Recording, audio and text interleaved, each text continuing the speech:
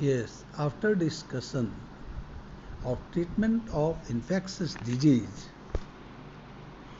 today I will discuss prevention of infectious diseases. Cure ना कर, अगर हम उसका प्रिवेंट कर लें डिजीज का, तो prevention is better than cure. Why? There are so many diseases like rabies and AIDS. There is no medicine to cure this disease. तो अगर हम प्रिवेंशन कर लें किसी डिजीज का, तो क्योर करने की बात ही नहीं होगी. Prevention is easier and better. Prevention जो है वो बेटर है, इजियर है टू क्योर से. जस्ट क्यों? Why? When we suffer from disease, our body does not function properly. हम डिजीज से सफर हो गए, लेकिन उसका जो साइड इफेक्ट है, हमारा जो बॉडी पे साइड इफेक्ट पड़ा, वो बॉडी फंक्शन जो है वो प्रॉपरली नहीं होगा.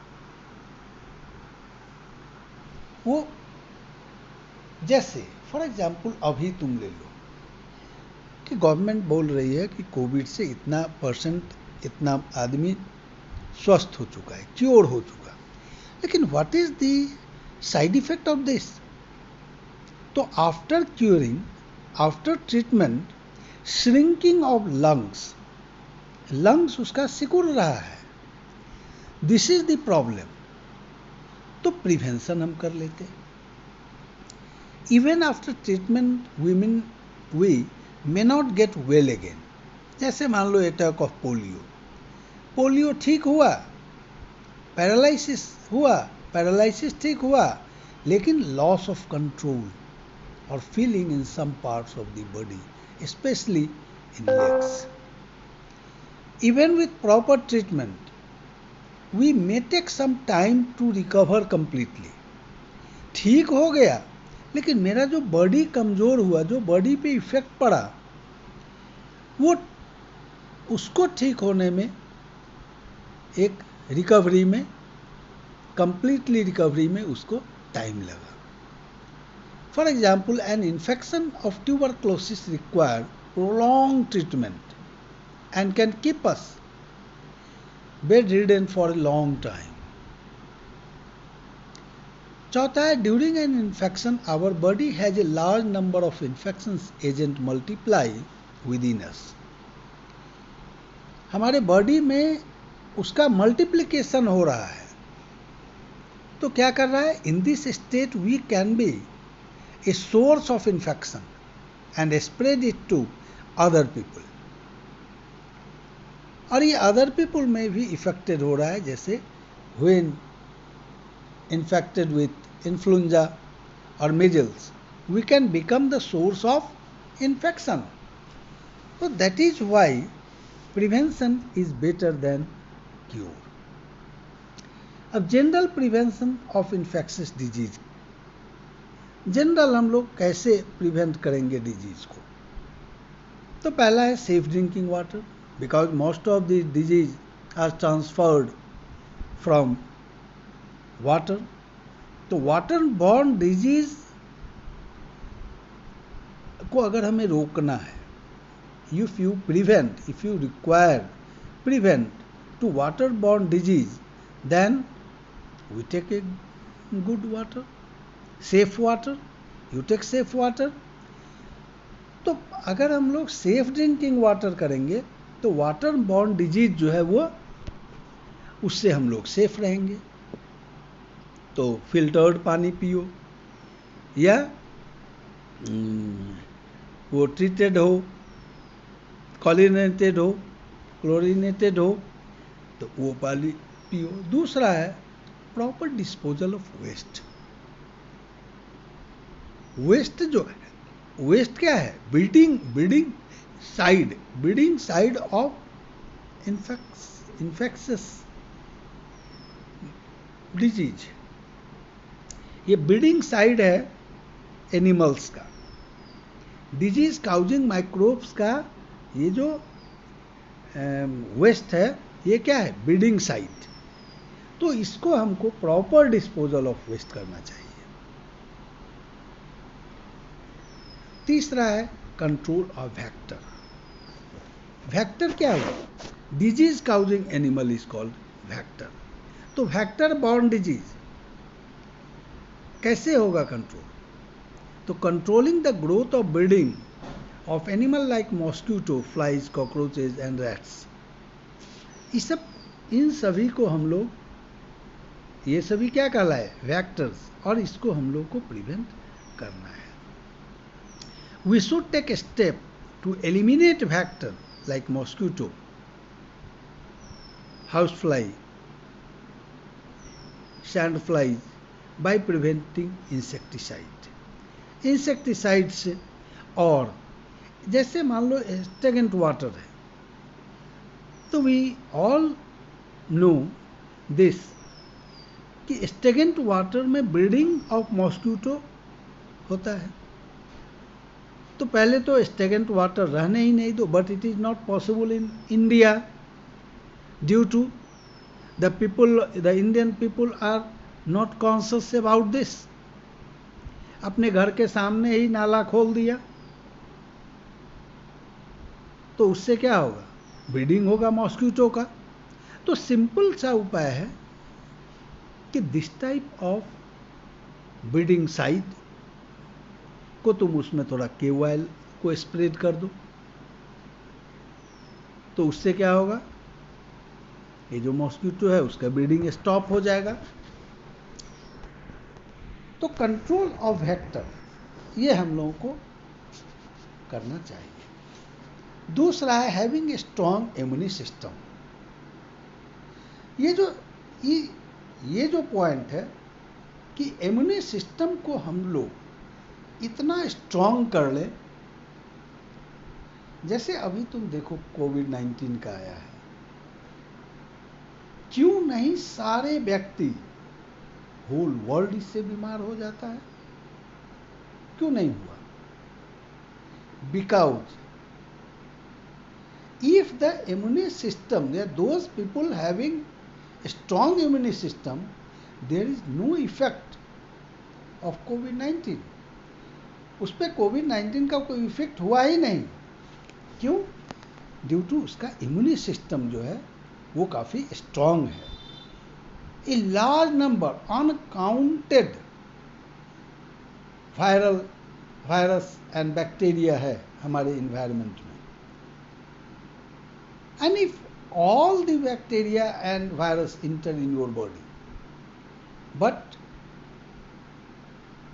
but our body having strong immune system, and there is no effect of virus and bacteria on our body. अगर हमारा इम्यूनी सिस्टम मजबूत है तो वायरस और बैक्टीरिया इफेक्ट हमारी बॉडी पे नहीं करेगा।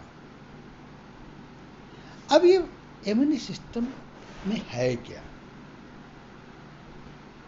ये क्या करता है? तो मान लो WBC जो है वो इम्यूनी सिस्टम का काम करता है। Our immune system works with the help of the white blood cell और ल्यूकोसाइट्स। मान लो कोई वायरस इंटर किया या बैक्टीरिया, हार्मफुल बैक्टीरिया इंटर किया इन आवर बॉडी, तो ये WBC reach on the place where vector present, जहाँ पे वेक्टर है वहाँ पे ये चला आया and fight against the vector. तो if your immunity system is strong then we do not suffer from the diseases. तो जैसे ही वो बॉडी में आया, व्हाइट ब्लड सेल जो है वो मूव किया to the area of infection. अब वो क्या करेगा? आइदर उस बैक्टीरिया और वायरस को आइसोलेट कर दिया, आइदर इनगल्फ उसको खा लिया, आइदर किल कर दिया, kill and digest the infectious agent. In this way, they reduce the number of infectious agents in our body and the ill effects that they could have caused if they were allowed to multiply. और उसको खत्म कर दिया, तो there is no significant effect of the disease. जब micro organism ही खत्म हो गया हमारे बॉडी में, तो इन्फेक्शंस का कोई सिम्टम नहीं आया. अब ये है, immune system provide a general prevention of infectious diseases like killing and invading microbes. It is our immune system that protect us from most diseases even when we are exposed to infectious agent. अगर मेरा immune system strong है तो उसका effect negligible हो जाएगा micro organism का, virus का और बैक्टीरिया का. वो हमारे शरीर में प्रभाव नहीं डाल पाएगा.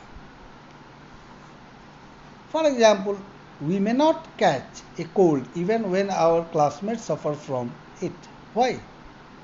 Because our immune system must have destroyed an invading cold causing virus in the body. तो हमारा इम्यून सिस्टम को स्ट्रांग करना होगा.